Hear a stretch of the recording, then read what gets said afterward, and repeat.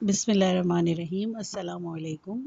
یہ کاشانہ بصیرت کا چینل ہے اور جو آپ کتاب سماعت فرما رہے ہیں اس کا نام ہے سخن، پارٹ نمبر 10۔ عصر حاضر میں مسلمانوں کا انحطاط۔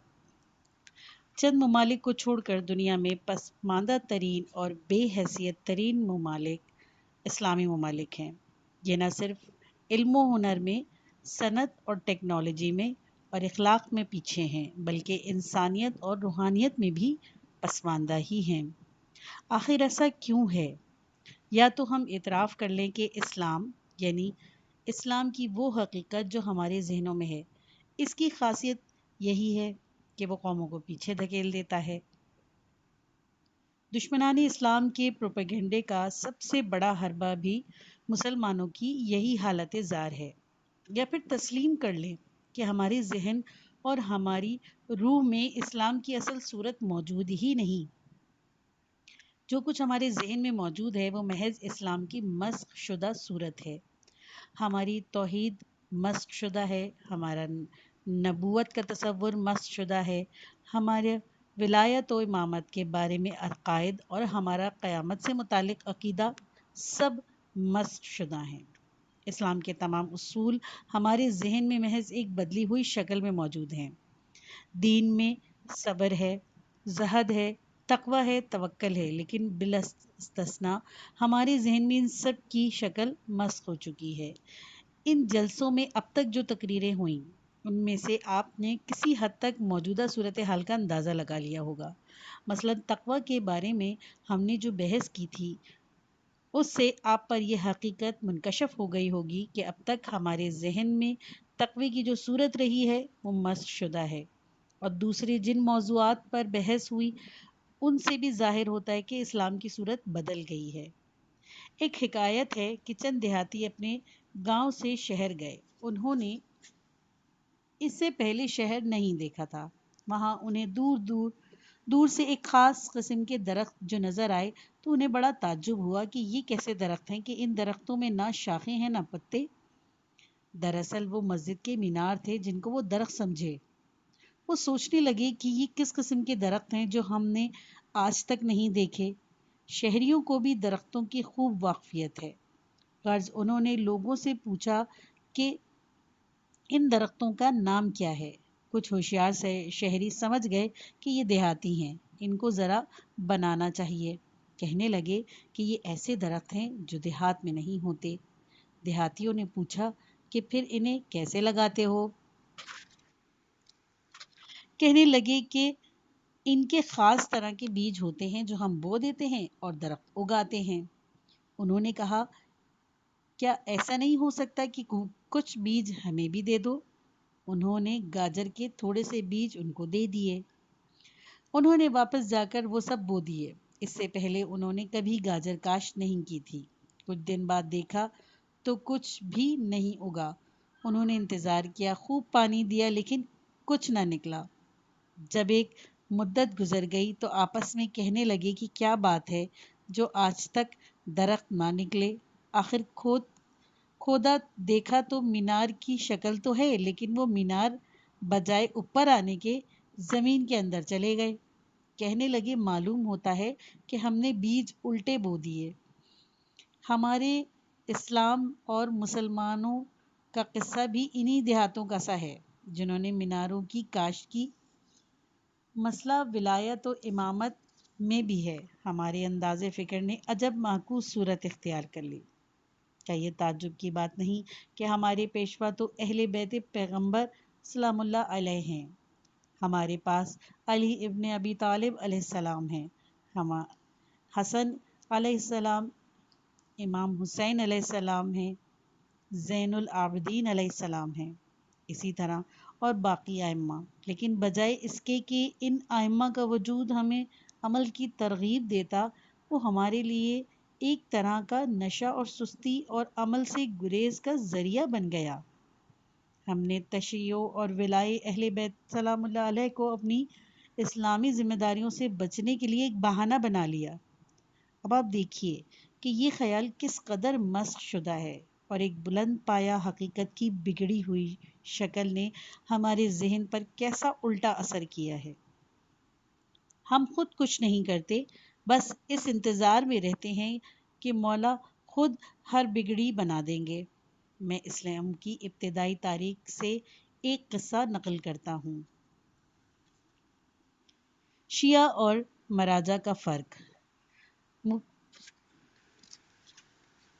متکلمین کا ایک گروہ مراجہ کہلاتا ہے۔ الحمدللہ یہ فرقہ ختم ہو چکا ہے۔ یہ لوگ اس کے قائل تھے کہ اگر ایمان سلامت ہو تو کسی عمل سے کوئی فرق نہیں پڑتا۔ دراصل ان کے اس عقیدے کا محرک سیاسی مصلحت تھی۔ یہ لوگ بنی امیہ کے زمانے میں تھے اور انہیں ان کی تائید حاصل تھی۔ یہ لوگ اس طرح کے امراء و سلاطین بنی امیہ کے اعمال کے لیے ایک وجہ جواز مہیا کرنا چاہتے تھے۔ یہ بات میں نہیں کہہ رہا ہوں، تاریخ کہتی ہے۔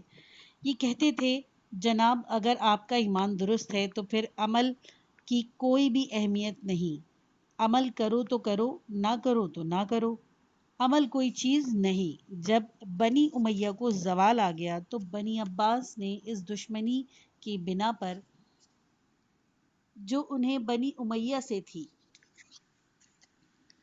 مراجہ کی بے کنی کر دی، لیکن افسوس کی بات ہے کہ اب مراجہ کی سوچ نے شیعوں کے دماغ میں جڑ پکڑ لی تھی۔ حالانکہ جو قصہ میں نقل کرنا چاہتا ہوں اس سے ثابت ہوتا ہے کہ اسلام شیعہ عقیدہ اس کے بالکل برعکس تھا۔ احمد امین مصری نے زی الاسلام میں ابو الفرج اصفہانی کی اغانی سے ایک روایت نقل کی ہے۔ خود احمد امین کا رجحان شیعوں کے خلاف ہے، لیکن بہرکیف انہوں نے یہ روایت نقل کی ہے۔ ایک شخص جس کا نام انہوں نے بھی لیا ہے وہ کہتا ہے کہ ایک شیعہ اور ایک مرجعی اپنے عقائد کے بارے میں ایک دوسرے سے بحث کرتے تھے۔ ایک کہتا تھا مرجع کا اصول زیادہ صحیح ہے، دوسرا کہتا تھا شیعہ کے۔ مرجعی کہہ رہا تھا کہ عمل کوئی چیز نہیں، اصل چیز صرف ایمان ہے۔ شیعہ کہہ رہا تھا کہ عمل ضروری ہے۔ اس اثنا میں وہاں ایک گویہ آ نکلا۔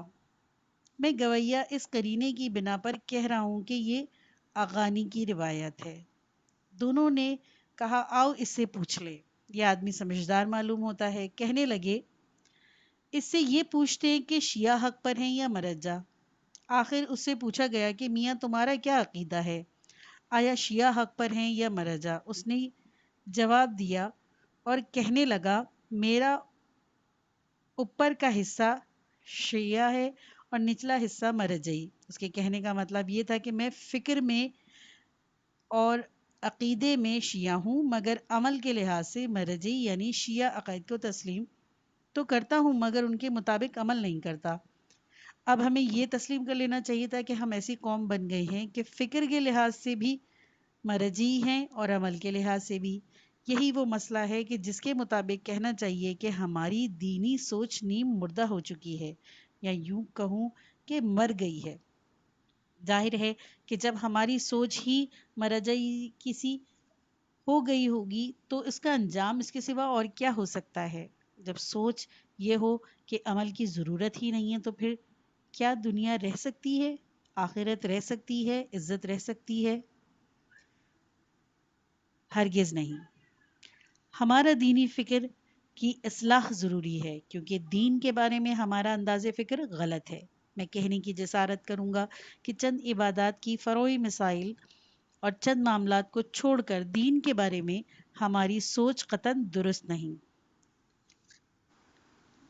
ہم نہ اپنے خطبوں اور وعظوں میں صحیح بات کہتے ہیں، نہ کتابوں، اخباروں اور رسالوں میں صحیح بات لکھتے ہیں، اور نہ ہی صحیح طریقے سے سوچتے ہیں۔ اس سے قبل کہ ہم دوسروں کو مسلمان بنانے کی فکر کریں، ہمیں خود اپنی خبر لینی چاہیے۔ مسجد میں چراغ جلانے سے پہلے اپنے گھر کا دیا روشن کرنا چاہیے۔ میں اس بات پر کسی کو الزام نہیں دیتا کہ باہر روپیہ کیوں بھیجا جاتا ہے، یہ بھی صحیح کام ہے، بہت اچھا کام ہے، شاید وہاں واقعی صحیح مسلمان بچ جائے اور بعد میں وہ ہمارے لیے نمونہ ثابت ہوں، لیکن اس بات کی طرف توجہ اور اس کا احساس زیادہ ضروری ہے کہ ہم ایسے مسلمان ہیں کہ اسلام کے بارے میں ہماری سوچ غلط ہے. جو لوگ دنیا پر یا آدھی دنیا پر حکومت کر رہے ہیں ان کی سیاست کا تقاضا یہ ہے کہ اسلام نہ مرے اور نہ زندہ رہے. اس کی حالت بین بین رہے، نیم مردہ ہو نیم زندہ. آج دنیا دو بلاکوں میں تقسیم ہو گئی، ایک مشرقی بلاک اور ایک مغربی بلاک. ان دونوں میں صرف دو مسئلوں پر اتفاق رائے ہے، ایک جرمنی کا مسئلہ اور دوسرے اسلام کا مسئلہ. بظاہر جرمنی کے مسئلوں پر دونوں بلاک آپس میں جھگڑتے رہتے ہیں، لیکن اندرونی طور پر اس بات پر متفق ہیں کہ یہ قوم دوبارہ زندہ نہ ہونے پائے اور اس کو آزاد نہ چھوڑا جائے. بالکل یہی صورت اسلام کے متعلق ان کے خیالات کی ہے. زیادہ سے زیادہ فرق یہ ہے کہ مشرقی بلاک تو یہ چاہتا ہے کہ اسلام کو جڑ سے اکھاڑ کر پھینک دیا جائے، اور مغربی بلاک کی سوچ یہ ہے کہ اسلام کو نیم زندہ اور نیم مردہ حالت میں باقی رہنے دیا جائے، یعنی موجود صورتحال کو قائم رکھا جائے، نہ اسلام کو ختم کیا جائے اور نہ ہی اسے صحیح طریقے سے زندہ ہونے دیا جائے. یہ بالکل ایسی ہی بات ہے جیسے کہ حشریات یا کیڑے مکوڑوں کی نفسیات سے متعلق کتابوں میں لکھا ہے کہ ایک کیڑا جو بھیڑ سے چھوٹا اور مکھی سے بھیڑ سے چھوٹا اور مکھی سے بڑا ہوتا ہے، اس کی فطرت ایسی عجیب ہے کہ مادہ پرست حیران ہیں کہ اس کی توجیہ کیسے کی جائے. کہتے ہیں کہ جب اس جانور کے انڈے دینے کا وقت آتا ہے تو یہ ایک کیڑا تلاش کرتا ہے جس کی پیٹھ پر ایک بہت نازک پٹھا ہوتا ہے. یہ اس کیڑے کی پشت پر سوار ہو جاتا ہے اور اس پٹھے کو تلاش کر کے خاص مقام پر ڈنک مارتا ہے، لیکن اس طرح آہستہ سے ڈنک مارتا ہے کہ وہ کیڑا مرنے نہ پائے بلکہ بے حس ہو کر اپنی جگہ پڑا رہے. اس کے بعد اس کیڑے کی پشت پر اسی جگہ انڈے دیتا ہے. عجیب بات یہ ہے کہ انڈے دینے کے بعد بچے نکلنے سے پہلے ہی خود مر جاتا ہے. اس طرح نہ یہ اپنی نسل کو دیکھتا ہے نہ بچے اس کو دیکھ پاتے ہیں. بچے نکل آتے ہیں تو وہ اس کیڑے کے گوشت سے غذا حاصل کرتے ہیں، یہاں تک کہ کیڑا ختم ہو جاتا ہے اور بچے بڑے ہو کر اپنی راہ لے لیتے ہیں. اب یہ جانور اس کیڑے پر اس قدر ڈنک کیوں نہیں مارتا کہ وہ مر جائے؟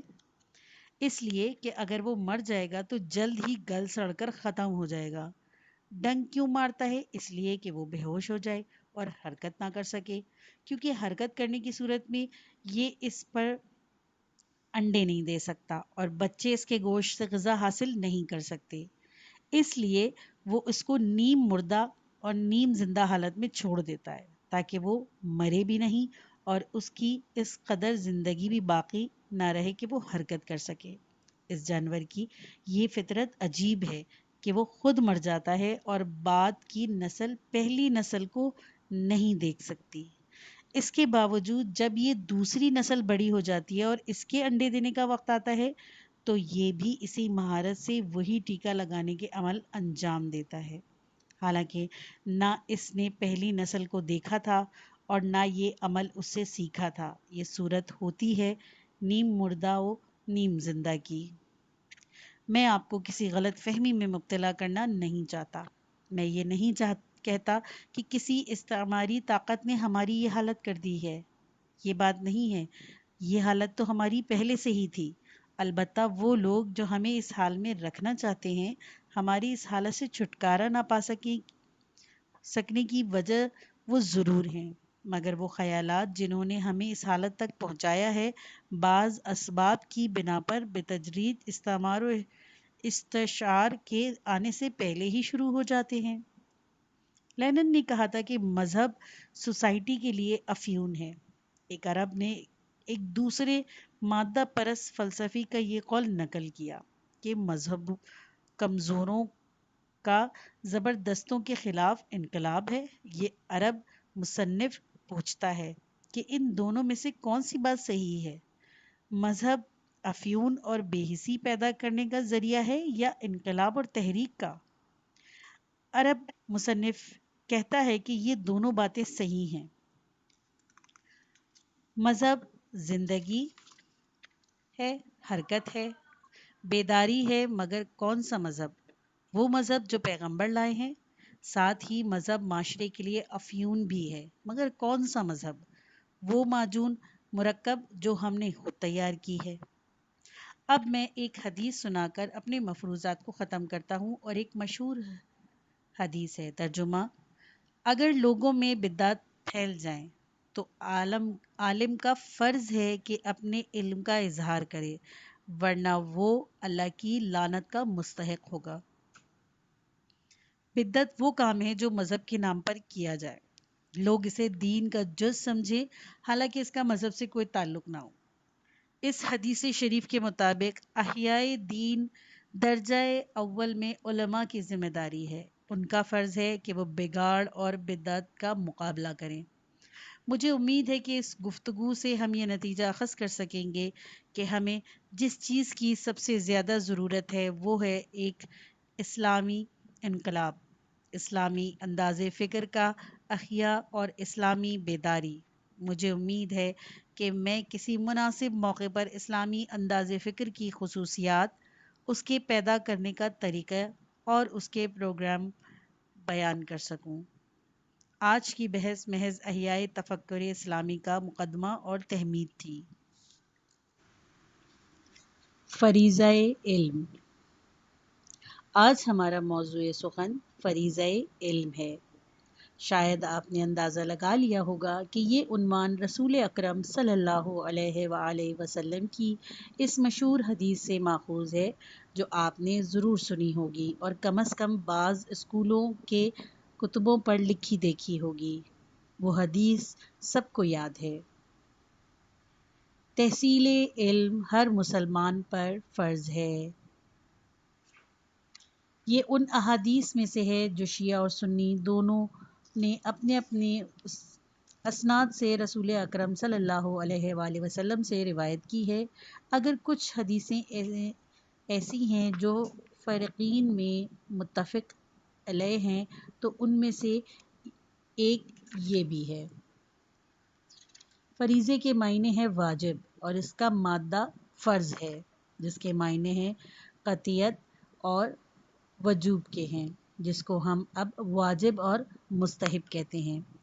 اس کو صدر اول یعنی اسلام کے ابتدائی دور میں مفروض اور مسنون سے تعبیر کیا جاتا تھا۔ البتہ مستحب کا لفظ جس معنی میں آج کل استعمال ہوتا ہے، بادی النظر میں یہ فقہ کی جدید اصطلاح ہے۔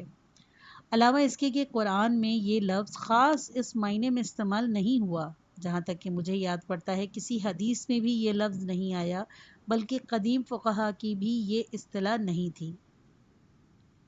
اس لفظ نے بعد میں رواج پایا، جیسے ہم آج کل مستحب کہتے ہیں۔ اسے قدمائے مسنون یا مذنوب کہتے ہیں۔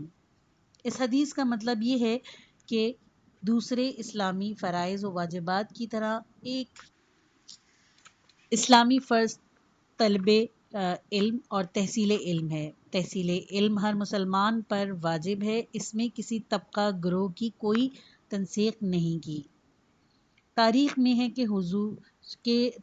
ہے کہ ظہور اسلام سے قبل اس زمانے کے بعض متمدن معاشروں میں حصول علم بعض طبقوں کا امتیازی حق سمجھا جاتا تھا، اور معاشرے کے باقی طبقوں کو یہ حق حاصل نہیں تھا۔ اسلام میں علم کسی کا امتیازی حق نہیں ہے۔ دوسرے فرائض و واجبات کی طرح تحصیل علم بھی ہر شخص پر فرض ہے، جس طرح نماز فرض ہے، روزہ فرض ہے، زکوٰۃ فرض ہے، حج فرض ہے، امر بالمعروف اور نہی عن المنکر بھی فرض ہے۔ اسی طرح اس حدیث کے مطابق حصول علم بھی فرض ہے۔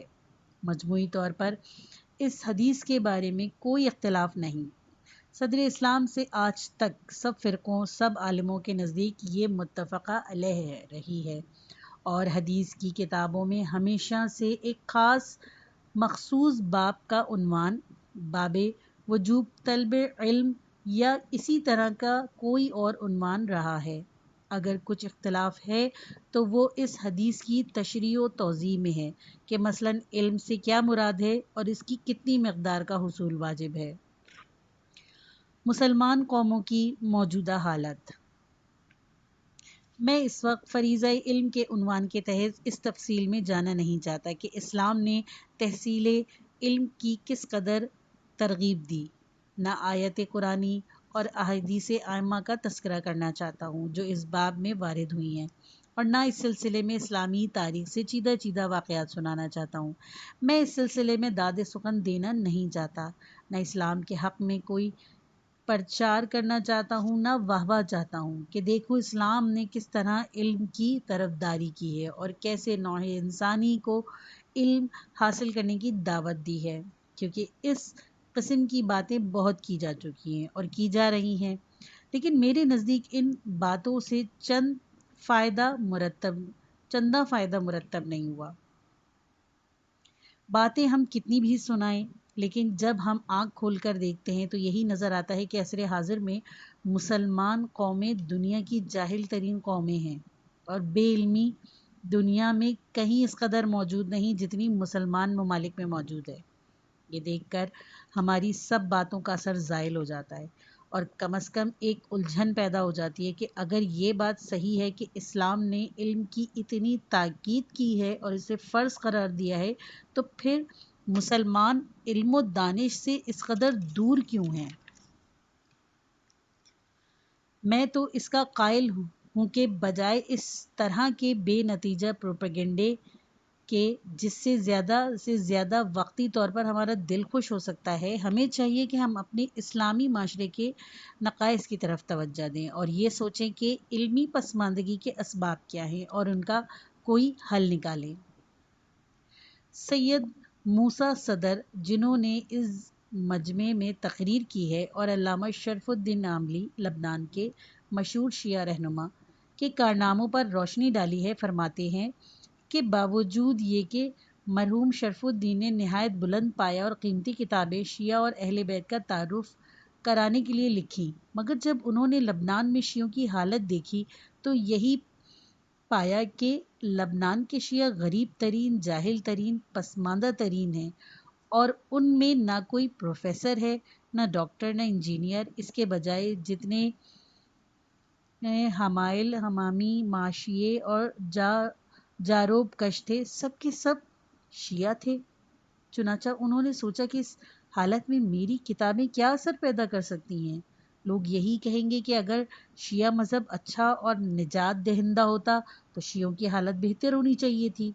یہ سوچ کر مرحوم نے عملی کام کرنے کی ٹھانی اور مدرسے، تربیت گاہوں اور فلاحی انجمنوں کی بنیاد ڈالنی شروع کی۔ آخرکار ایسا وقت آیا کہ شیعہ بیدار ہو گئے اور ایک مبارک تحریک وجود میں آ گئی جس نے لبنان کے شیعوں کی کایا پلٹ دی۔ مجموعی طور پر دنیا کے دوسرے لوگوں کے مقابلے میں آج مسلمانوں کی وہی حالت ہے جو لبنان کے شیعوں کی لبنان کے دوسرے باشندوں کے مقابلے میں اس وقت تھی جب علامہ شرف الدین نے اپنے کام کا آغاز کیا تھا۔ ہم چاہے کتنی بھی بحث کر لیں، اسلام علم کا طرفدار ہے، علم حاصل کرنے کی ترغیب دیتا ہے۔ مسلمان اقوام کی زبوں کے پیش نظر ان باتوں کا کوئی اثر نہیں ہو سکتا۔ زیادہ سے زیادہ یہ الجھن پیدا ہو جائے گی کہ اگر یہ سب سچ ہے تو مسلمان کیوں اس بدبختی کا شکار ہیں۔ میں یہاں ایک حکایت نقل کرتا ہوں، اور یہ حکایت سنانے سے پہلے رسول اکرم صلی اللہ علیہ وآلہ وسلم کی 4 احادیث بیان کرتا ہوں اور ان کی کچھ وضاحت کرتا ہوں۔ ان احادیث کا تعلق بھی اسی حکایت سے ہے، بعد میں اصل حکایت بیان کروں گا۔ ایک تو وہی حدیث ہے جو میں نے ابتدا میں سنائی کہ جس کا مطلب یہ ہے کہ علم کی جستجو اور تحصیل ہر مسلمان پر واجب ہے، اس میں کوئی استثناء نہیں، مرد عورت کوئی بھی فرق نہیں۔ بعض شیعہ روایت میں جو بحار الانوار میں موجود ہیں صراحتاً تو مسلمہ کا اضافہ بھی موجود ہے، اس کے متعلق میں بعد میں وضاحت کروں گا۔ اس حدیث کے مطابق طلب علم پر بلا کسی امتیاز ہر کسی پر فرض ہے، اس میں کسی طبقہ یا صنف یا جنس کی کوئی قید نہیں۔ ایسا ممکن ہے کہ کوئی چیز مثلاً جوانوں پر فرض ہو، بوڑھوں پر نہ ہو، حاکم پر فرض ہو، رعایا پر نہ ہو، رعایا پر فرض ہو، حاکم پر نہ ہو، مردوں پر فرض ہو پر عورتوں پر نہ ہو، جیسے جہاد، نماز جمعہ صرف مردوں پر فرض ہے، عورتوں پر نہیں، مگر فریضہ علم ہر مسلمان پر فرض ہے اور اس میں کسی کی کوئی تخصیص نہیں ہے۔ دوسری حدیث ترجمہ: تمام عمر گہوارے سے قبر تک علم کی طلب جاری رکھو۔ علم کے حصول کا کوئی وقت، کوئی زمانہ اور کوئی موسم مقرر نہیں۔ ہر وقت، ہر دور میں موقع سے فائدہ اٹھانا چاہیے۔ فردوسی نے اس حدیث کی تعریف میں اشارہ کیا: بگفتار پیغمبر راست گوئی، ز گہوارۂ تاگور دانش بجوئی۔ جس طرح پہلی حدیث میں جنس و طبقے کی کوئی قید نہیں لگائی گئی تھی، اسی طرح دوسری حدیث میں بتایا گیا کہ حصول علم کا کوئی خاص وقت، کوئی خاص زمانہ نہیں، یہ فریضہ وقت اور زمان کی قید سے بھی آزاد ہے۔ جس طرح پہلی حدیث میں جنس و طبقے کی کوئی قید نہیں لگائی گئی، اسی طرح دوسری حدیث میں بتایا کہ حصول علم کا کوئی خاص وقت، کوئی زمانہ مقرر نہیں ہو سکتا ہے کہ کوئی فرض کسی خاص وقت تک محدود ہو اور دوسرے زمانے میں ادا نہ کیا جا سکتا ہو۔ مثلاً واجب روزوں کا ایک خاص وقت معین ہے، جو رمضان مبارک کا مہینہ ہے۔ دن رات میں نمازوں کے اوقات بھی مقرر ہیں، نمازیں صرف معین اوقات میں ہی ادا کی جا سکتی ہیں۔ حج واجب ہے مگر ہر وقت نہیں کیا جا سکتا، اس کا خاص مہینہ ہے جو ماہ ذی الحج ہے۔ لیکن فریضہ علم کے لیے نہ کوئی خاص وقت ہے، نہ کوئی خاص زمانہ، نہ کسی سن و سال کی تحدید۔ اگر روزے کا موسم ماہ رمضان، حج کا موقع ماہ ذی الحجہ اور نماز ظہر کا وقت ظہر سے عصر تک ہے تو تحصیل علم کا دور مہد سے لحد تک ہے۔ ایک اور حدیث سنیے۔ نبی کریم صلی اللہ علیہ وآلہ وسلم نے فرمایا: علم حاصل کرو، چاہے اس مقصد کے لیے تمہیں دنیا کے کسی دور ترین مقام مثلاً چین کا سفر کرنا پڑے۔ ہادی النظر میں چین کا نام اس لیے لیا گیا کہ ان دنوں چین ہی وہ بعید ترین جگہ تھی جہاں لوگ جا سکتے تھے۔ یہ بھی ممکن ہے کہ اس زمانے میں چین ایک علمی اور صنعتی مرکز کے طور پہ مشہور ہو۔ یہ حدیث کہتی ہے کہ تحصیل علم کے لیے کوئی جگہ، کوئی مقام بھی مقرر نہیں، جیسے کوئی وقت اور کوئی زمانہ معین نہیں ہے۔ یہ ممکن ہے کہ کسی فرض کی ادائیگی کے لیے کوئی جگہ اور مقام مقرر ہوا ہو اور ہر جگہ اسے ادا نہ کیا جا سکتا ہو۔ مثلاً مناسک حج کی ادائیگی کے لیے جگہ مقرر ہے۔ مراسم حج صرف مکہ میں ہی ادا کیے جا سکتے ہیں، یعنی صرف اس سرزمین پر جہاں سے آفتاب توحید و اسلام طلوع ہوا ہے اور جہاں سے اس کی روشنی ساری دنیا میں پھیلی ہے، اور جہاں وہ گھر ہے جس کو حضرت ابراہیم علیہ السلام اور حضرت اسماعیل علیہ السلام نے تعمیر کیا۔ ایسا نہیں ہو سکتا کہ مسلمان باہمی اتفاق رائے سے مراسم حج کے لیے کسی اور جگہ کا انتخاب کر لیں۔ اس نقطۂ نظر سے اس فرض کی ادائیگی پر کچھ پابندیاں ہیں، لیکن فریضہ علم کی ادائیگی کے لیے کسی جگہ کی پابندی نہیں۔ جہاں بھی ہو سکے وہاں علم حاصل کیا جانا چاہیے، وہ مکہ ہو یا مدینہ، مصر ہو یا شام، عراق یا اور کوئی اور، مشرق ہو یا مغرب۔ ہمارے ہاں بہت سی احادیث ہیں جن میں حصول علم کے سفر کے لیے وطن سے دور جا کر علم حاصل کرنے کی فضیلت بیان کی گئی ہے۔ ہماری ایک معتبر حدیث میں ہے، ترجمہ: اگر تمہیں یہ معلوم ہوتا کہ حصول علم کی کیا برکات ہیں تو تم اس کے لیے اپنی جانیں لڑا دیتے اور سمندر بلو دیتے۔ رسول اکرم صلی اللہ علیہ وآلہ وسلم سے بالفاظ دیگر مروی ہے۔ ایک ترجمہ: حکمت مومن کی گم شدہ متاع ہے، جہاں بھی ملے لے لے۔ ظاہر ہے جس کی کوئی چیز کھو جاتی ہے وہ ہاتھ پر ہاتھ نہیں دھر کے بیٹھتا بلکہ اسے تلاش کرتا ہے، اور جہاں بھی ملتی ہے اسے اٹھا لیتا ہے۔ حکمت سے مراد صحیح، سچی اور پکی بات ہے۔ ہر وہ قاعدہ و قانون جو حقیقت سے مطابقت رکھتا ہے اور زائدہ تخیل اور پروردہ اوہام نہیں، حکمت ہے۔ حضرت علی علیہ السلام فرماتے ہیں: حکمت مومن کی گمشدہ متاع ہے، اگر مشرک کے پاس ملے تب بھی لے لو، کیونکہ تم بحیثیت مومن علم کے اور حکمت کے زیادہ مستحق ہو۔ آپ نے یہ بھی فرمایا: اسی طرح بہت سی روایات ہیں۔ خلاصہ یہ ہے کہ حصول علم کی صرف ایک شرط ہے، اور وہ یہ کہ علم درست، صحیح اور واقع کے مطابق ہو۔ اس سے کوئی سروکار نہیں کہ کس سے اور کہاں سے حاصل کیا جائے۔ یہ ضرور ہے کہ ایسا بھی وقت آتا ہے کہ آدمی کو کسی مضمون کی صحت میں تردد ہوتا ہے۔ ایسے موقع پر ان لوگوں کو جو صحیح و غلط میں امتیاز نہیں کر سکتے، انہیں ہرگز و ناقص کی بات نہیں سننی چاہیے، اور یہ دیکھنا چاہیے کہ وہ کسی ایسے سے متاثر نہ ہو جائیں۔ اگر انہوں نے اس پر غور نہ کیا تو بس اوقات گمراہی کا احتمال ہے، لیکن اگر یہ معلوم ہوا کہ بات صحیح ہے، مثلاً کوئی طب یا طبیعیات سے متعلق دریافت ہے اور کوئی ایسی ہی بات جس کی صحت کا یقین ہو، تو حضرت علی علیہ السلام نے فرمان کے مطابق اس کو ضرور سیکھنا چاہیے۔